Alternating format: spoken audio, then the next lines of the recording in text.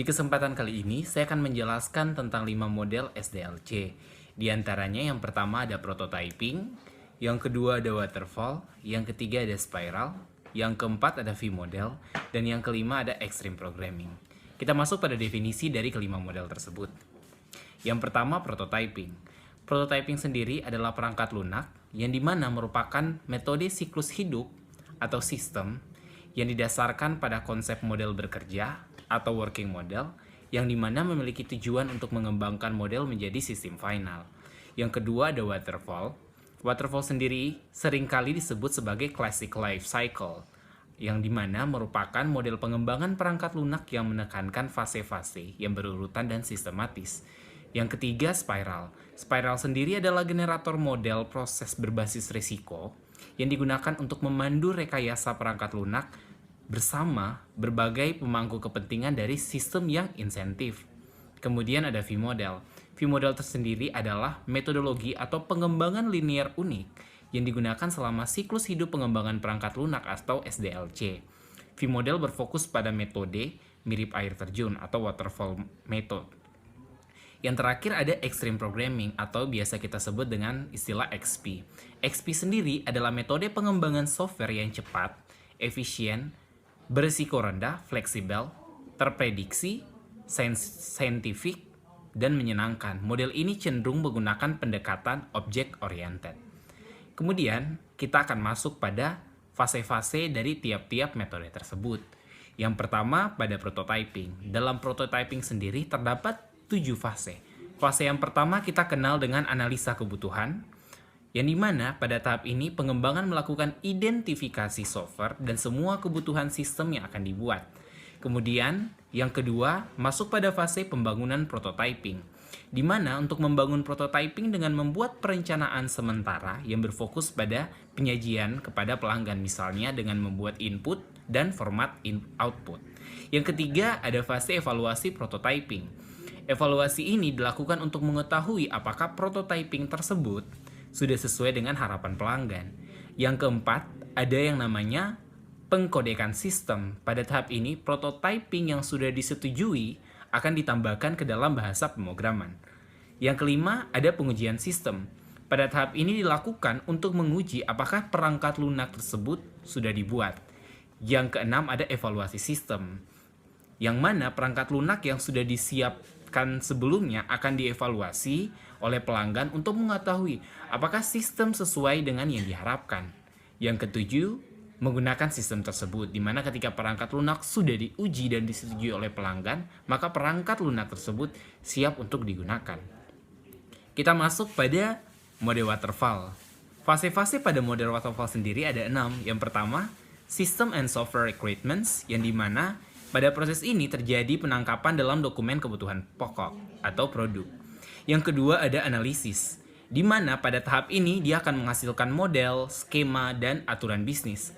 Yang ketiga ada desain, di mana dia akan menghasilkan arsitektur dari perangkat lunak tersebut. Yang keempat ada coding, di mana ini merupakan pengembangan, pembuktian, dan integrasi perangkat lunak tersebut. Yang kelima ada testing. Testing ini sendiri merupakan penemuan atau debugging cacat yang ada pada sistem tersebut yang secara tersistematis. Yang keenam ada operation. Operation sendiri ini merupakan instalasi, migrasi, dukungan, dan pemeliharaan sistem yang lengkap. Kita masuk yang selanjutnya yaitu spiral. Spiral sendiri memiliki 4 fase. Yang pertama ada planning.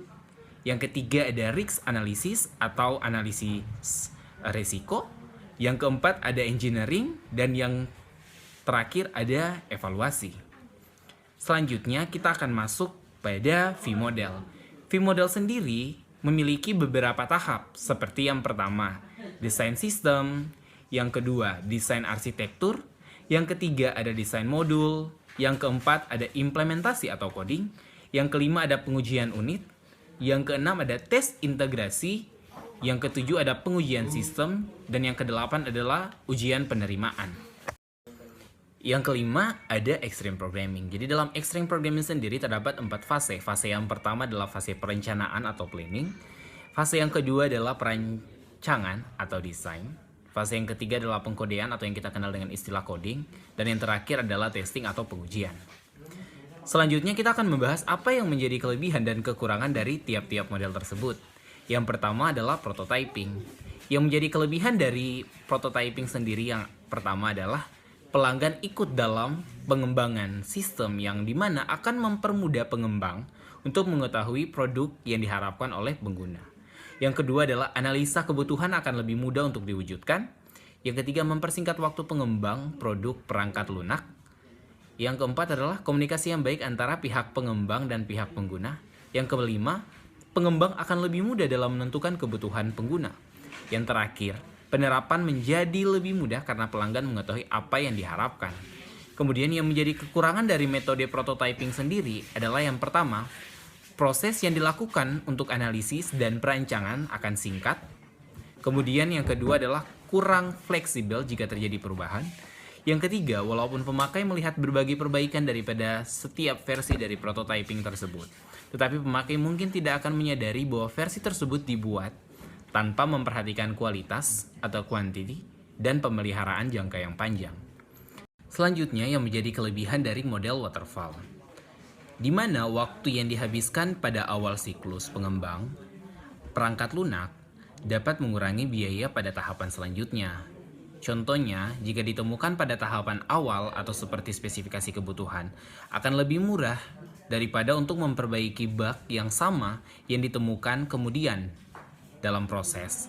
Yang mana kita ketahui bahwa model waterfall itu dia menghasilkan jadwal proyek dengan 20-40% dari waktu yang diinvestasikan untuk dua fase pertama yang dimana 30-40% dari waktu untuk pengkodean dan sisanya didedikasikan untuk pengujian dan implementasi. Organisasi proyek yang sebenarnya perlu sangat terstruktur. Sebagian besar proyek menengah dan besar akan mencakup serangkaian prosedur dan kontrol terperinci yang mengatur setiap proses pada proyek. Model waterfall adalah bahwa ia menekankan pada dokumentasi seperti dokumen kebutuhan dan dokumen desain, serta kode sumber. Dalam metodologi yang dirancangkan dan didokumentasikan secara kurang teliti, pengetahuan akan hilang jika anggota tim pergi sebelum proyeknya selesai. Dan mungkin sulit bagi proyek untuk pulih daripada kehilangan. Kemudian jika ada dokumen desain yang berfungsi penuh, maka anggota tim baru atau bahkan tim yang sama sekali baru harus dapat membiasakan diri dengan membaca dokumen-dokumen tersebut. Kemudian yang menjadi kekurangan dari model waterfall sendiri, yang pertama, klien mungkin tidak tahu persis apa yang menjadi kebutuhan mereka sebelum mereka melihat perangkat lunak yang berfungsi, dan karena mengubah kebutuhan mereka yang mengarah pada pendesainan ulang akan membuat atau akan membutuhkan biaya yang lebih, pengembangan kembali dan pengujian ulang, serta terjadinya peningkatan biaya. Desainer mungkin tidak akan menyadari apa yang menjadi kesulitan di masa depan ketika mereka merancang produk atau fitur perangkat lunak yang baru. Dalam hal ini, akan lebih baik untuk merevisi desain daripada bertahan dalam desain yang tidak memperhitungkan kendala, kebutuhan, kemudian masalah-masalah apa saja yang ditemukan pada saat pengembangan perangkat lunak tersebut. Organisasi dapat berupaya untuk mengatasi kekurangan kebutuhan konkret daripada klien dengan menggunakan analisis sistem untuk memeriksa sistem secara manual yang ada dan menganalisis apa yang mereka lakukan dan bagaimana mereka akan diganti. Namun dalam praktiknya sulit untuk mempertahankan pemisah yang ketat antara analisis dan program sistem. Selanjutnya adalah metode spiral. Yang menjadi kelebihan dari metode spiral sendiri adalah yang pertama, perubahan tambahan atau fungsi-fungsi baru dapat dilakukan di tahap selanjutnya jika ada perubahan secara tiba-tiba atau mendadak. Yang kedua, perkiraan biaya menjadi mudah karena pembuatan prototipe dilakukan dalam fragmen-fragmen yang kecil. Yang ketiga, pengembangan berkelanjutan atau berulang akan sangat membantu dalam manajemen risiko. Yang keempat, pengembangan cepat dan fitur yang dapat ditambahkan secara sistematis dalam pengembangan spiral tersebut. Yang kelima adalah selalu ada ruang untuk umpan balik atau feedback daripada pengguna atau pelanggan. Namun yang menjadi kekurangan daripada metode ini yang pertama adalah tidak memenuhi jadwal atau anggaran yang akan menjadi risiko terbesar. Yang kedua adalah pengembangan spiral bekerja paling baik untuk proyek besar, hanya juga menuntut keahlian penilaian risiko. Yang ketiga, untuk kelancaran protokol model spiral perlu diikuti dengan protokol yang ketat. Yang keempat adalah dokumentasi karena akan memiliki fase menengah. Yang kelima adalah pengembangan perangkat lunak spiral tidak didasarkan untuk proyek yang lebih kecil karena mungkin akan menghabiskan lebih banyak biaya. Kemudian adalah V-model. Yang menjadi kelebihan daripada V-model sendiri ada 4. Yang pertama, model ini dia menerapkan disiplin tingkat tinggi pada fase-fase dalam model yang diselesaikan secara satu persatu. Yang kedua, dia dapat bekerja dengan sangat baik untuk proyek kecil, di mana requirement sangat mudah untuk dipahami. Yang ketiga, dia sederhana dan mudah untuk dipahami serta digunakan. Yang keempat, mudah untuk memanage. Karena apa? Karena sifat dari kekakuan pada model V-model ini dan setiap fase dalam siklus ini memiliki tujuan yang sangat spesifik. Selanjutnya adalah kekurangan daripada V-model ini. Yang pertama, ia memiliki resiko dan ketidakpastian yang tinggi apabila diaplikasikan untuk proyek-proyek yang besar. Yang kedua, model yang tidak bagus untuk proyek ini karena proyek ini dia sangat kompleks dan berorientasinya kepada objek. Yang ketiga, model yang buruk untuk proyek yang jangka panjang dan berkelanjutan. Yang keempat, tidak cocok untuk proyek yang mana rekrutmennya itu mudah untuk berubah-ubah. Yang kelima, sekali sistem ada dalam proses testing, sangat sulit sekali untuk mundur ke fase sebelumnya. Yang terakhir, tidak ada sistem yang dapat digunakan sampai pada siklus selesai. Yang terakhir yaitu XP atau Extreme Programming. Kelebihan pada Extreme Programming sendiri, yang pertama dia meningkatkan kepuasan pada klien. Yang kemudian pembangunan sistem akan dibuat lebih cepat. Yang ketiga, dia menjalin komunikasi yang baik antara user dan klien. Yang terakhir, dia meningkatkan komunikasi yang sifatnya saling menghargai antar developer. Kemudian yang menjadi kelemahan daripada XP atau Extreme Programming ini, yang pertama, dia menunjukkan requirements dari pelanggan yang kemungkinan besar tidak lengkap, sehingga developer harus selalu siap dengan perubahan-perubahan yang akan diterima. Kemudian, tidak biasa untuk membuat kode yang detail pada saat awal. Karena apa? Prinsip daripada simplicity dan juga anjuran untuk melakukan apa yang diperlukan pada hari itu juga. Yang terakhir, Extreme Programming tidak memiliki dokumentasi formal yang dibuat selama pengembangan.